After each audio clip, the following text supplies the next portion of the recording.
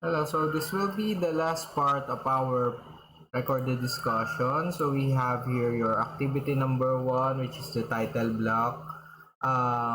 Detail by detail, we'll be discussing that. So dapat etong title block, hindi nyo sa model space gawin, bagkos dapat sa layout nyo siya gawin or the paper space. Diba, na-discuss na natin siya na yung model space is your building space. Tapos, pagka magpiprint tayo or PDF, dapat nasa layout siya or paper space. Ngayon, yung MV na yon or yung portal to viewport sa portal to model space ay ginagawa ng MV.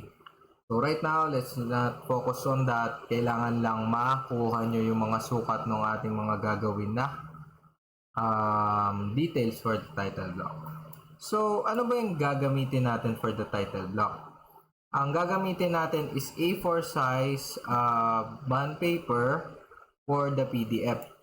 So ngayon, kailangan natin ng 210 by 297 na sukat for the paper. Ngayon, kailangan natin ng ilan to? 0.10 or ilan yan? 10 cm na gagamitin natin or rather, yan, 11. Hindi siya 10 cm kailangan natin makapag-offset ng 11. So 11 yung offset dito, class, no, hindi 10. Ano lang siya, naka round off na 10.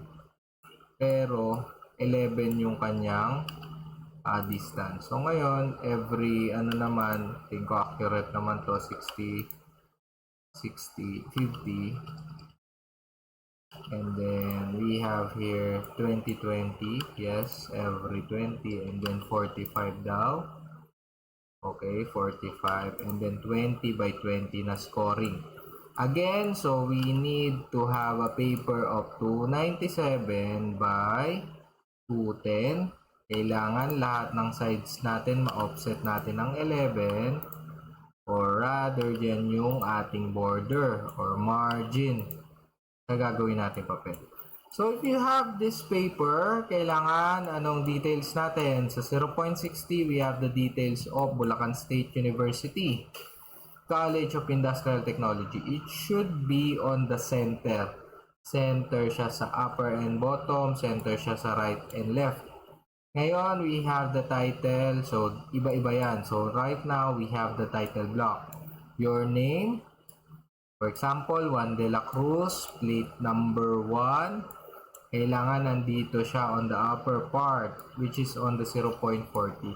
Ngayon, pag magtatanong kayo, sir, paano si title and name? Gano'n po ba yung distance na to? So, kailangan panoorin nyo yung video na to. Ito ay, to be exact, ilan? 4. 4 siya. Tapos, yung mga text natin, isa-isa natin discuss. Number 1 is 2.7. Sa College of Industrial Technology, 1.9555. Sa title, we have 2. Yung text height. Sa name, syempre, dapat kapareho sa title, dapat 2 yan. 2. Yan. Sa mismong title, ang size niya is 3. Sa name mo, ang size niya is 3. Sa plate number, ang size niya is 3. Sa section mo, size niya is 3. Sa date natin, size is 3. Sa ating subject at saka yung discussion is 3 din. Ngayon, sa akin as instructor, 1.9555. So, kamukha siya nung, ano ba yung kamukha? Ayan, yung sa College of Industrial Technology. And then, let's leave the 20 by 20 score box as blank. So, ngayon, let's move forward. Kailangan natin makita itong ating title block ng, nakaayos din yung kanyang tawag dito, yung kanyang layer properties. So, kailangan set up nyo rin to, yung layer properties niya. So, for now, kung ano yung natutunan nyo sa layering lesson natin. So, hindi ko dito yung ituturo kasi baka mamaya lampasan nyo lahat ng lessons natin. So, yung layering lessons natin at saka yung ibang tinuro doon, gamitin nyo dito. Kailangan ito ay 0.4. Ngayon, itong outline, syempre, ito yung border mismo. Ano yan? 0.6. Ngayon, kailangan ang mga lines dito ay 0.4. Ngayon, ang text natin dito dapat 0.2.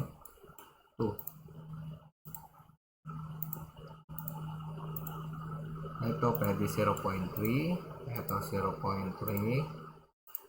Ito 0.2. Sorry, nadamay siya. So, ito rin. So, ngayon, ito pwede nyo rin i-0.3. Ay, sorry, 0.2 pala, rather. Mas makulay actually, pagka prinate nyo, mas maganda. Kasi iba-iba yung line weight niya. Kaya, madalas, makita nyo, medyo makulay talaga yung mga gawa ng iba. Okay, so make sure lahat tong border naka, naka 1.0 or 0.6 magenta. Okay? So, yan yung dapat maging kulay niya. At yung plotting style, dapat nakaayon din dun sa kulay na ginamit natin or sa pen assignment. Kasi, siya yung pagkukuhanan mo ng pinaka ipiprint na pen assignment. So, dapat nakinig kayo dun sa last lesson. Ngayon, kung sinet up din natin on the last lesson yung ating paper, pwede nyo gamitin si previous plot. So, gamitin natin window by window.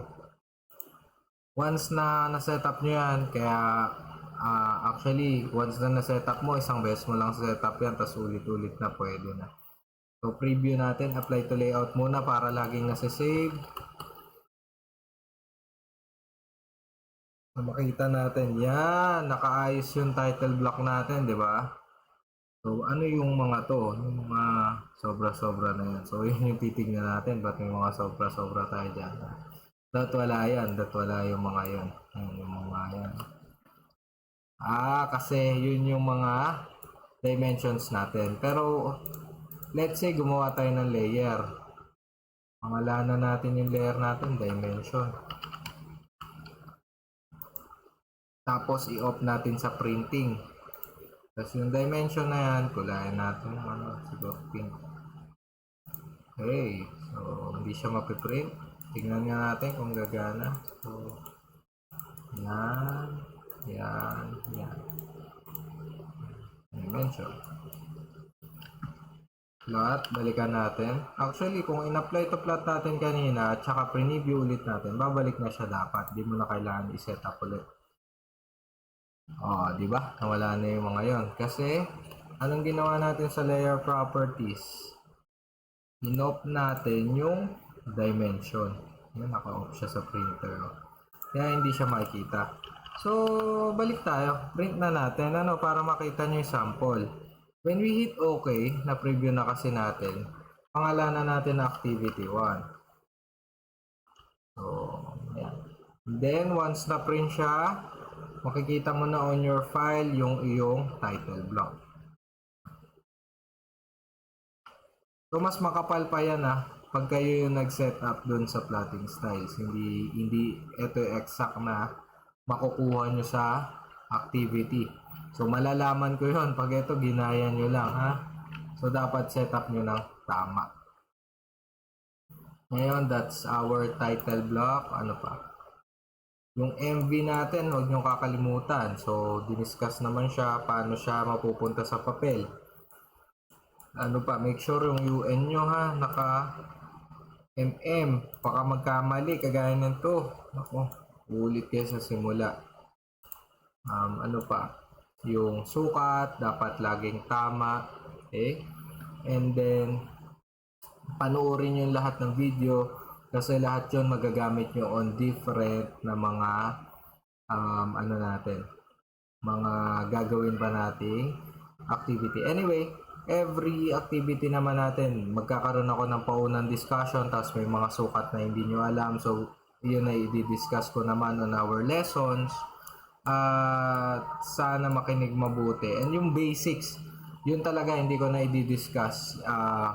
Mga tools, commands, and so on. Baka kung may madagdag lang, yun discuss ko. Pero yung setting up the AutoCAD, everything, you need to replay, watch the discussions para kayo makagawa nitong, like for example, ang kailangan lang naman nating output within discussion is sa basics, title block lamang. So, kayang-kaya nyo itong gawin at expected na maayos na rin yung inyong layer properties, plotting style, interface, and all around this. Naiintindihan lahat. And lahat naman yon basics lang, hindi nire-require na lahat alamin buo. Di ba? Pero yung mahalaga, dapat yun yung hindi kalimutan. Okay? So, thank you very much and hopefully you can succeed on this activity.